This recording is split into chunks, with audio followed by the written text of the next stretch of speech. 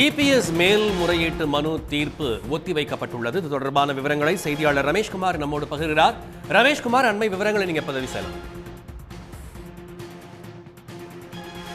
கடந்த 2022ஆம் ஆண்டு ஜூலை 11ஆம் தேதி நடைபெற்ற அதிமுக பொதுக்குழு கூட்டத்துல பொதுச் செயலாளராக எடப்பாடி பழனிசாமி அறிவிக்கப்பட்ட எதிர்த்தும் அந்த பொதுக்குழு தீர்மானங்களை எதிர்த்து தான் திண்டுக்கலை சேர்ந்த சூரியமூர்த்தி என்பவர் வந்து சென்னை சிவில் நீதிமன்றத்துல ஒரு வழக்கு ஒன்றை தாக்கல் செய்திருந்தாரு. இந்த வழக்கை தான் ரிஜெக்ட் பண்ணணும், அதாவது நிராகரிக்க கோரி தான் எடப்பாடி பழனிசாமி தாக்கல் செய்த மனுவை தள்ளுபடி செய்து வந்து கடந்த ஜூலை மாதம் சென்னை சிவில் கோர்ட் என்பது உத்தரவிட்டிருந்தது. இந்த உத்தரவை எதிர்த்து எடப்பாடி பழனிசாமி சார்பில் சென்னை உயர்நீதிமன்றத்தில் மேல்முறையீடு செய்யப்பட்டது.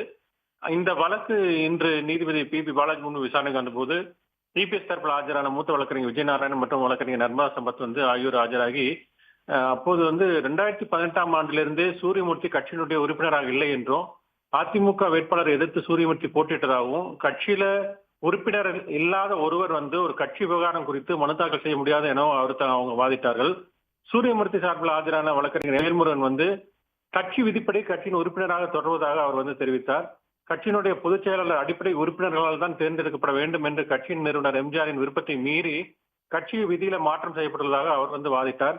கட்சியினுடைய பொதுச் செயலாளர் அடிப்படை உறுப்பினர்கள் தான் தேர்ந்தெடுக்கப்பட வேண்டும் என்பது கட்சியினுடைய அடிப்படை விதி, அதனை பொதுக்குழுவால் மாற்ற முடியாது என்றும் வாதத்தையும் அவர்கள் தரப்பில் முன்வைக்கப்பட்டது.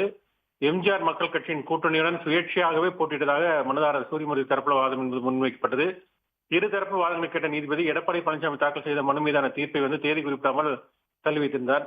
இந்த வழக்கு கடந்த முறை விசாரணைக்கு வந்தபோது உடனடியாக அந்த நிராகரித்த மனுவுக்கு தடை உத்தரவு என்பது வழங்கப்பட்டிருந்தது. ஆனால் உடனடியாக எதிர்த்தரப்பில், அதாவது சூரியமூர்த்தி தரப்பில் முறையிடப்பட்டு இதற்கு தாங்கள் கேவியட் மனு தாக்கல் செய்திருந்ததாக தெரிவிக்கப்பட்டதை அடுத்து அந்த உத்தரவை நீதிபதி திரும்ப பெற்றதை அடுத்துதான் இந்த வழக்கில் இன்றைக்கு இருதரப்பு வாதங்கள் என்பது நடைபெற்றிருக்கிறது. ரமேஷ்குமார், விவரங்களை பகிர்ந்தமைக்கு நன்றி. உடனுக்குடன் செய்திகளை தெரிந்து கொள்ள சன் நியூஸ் பெல் ஐகானை கிளிக் பண்ணுங்க.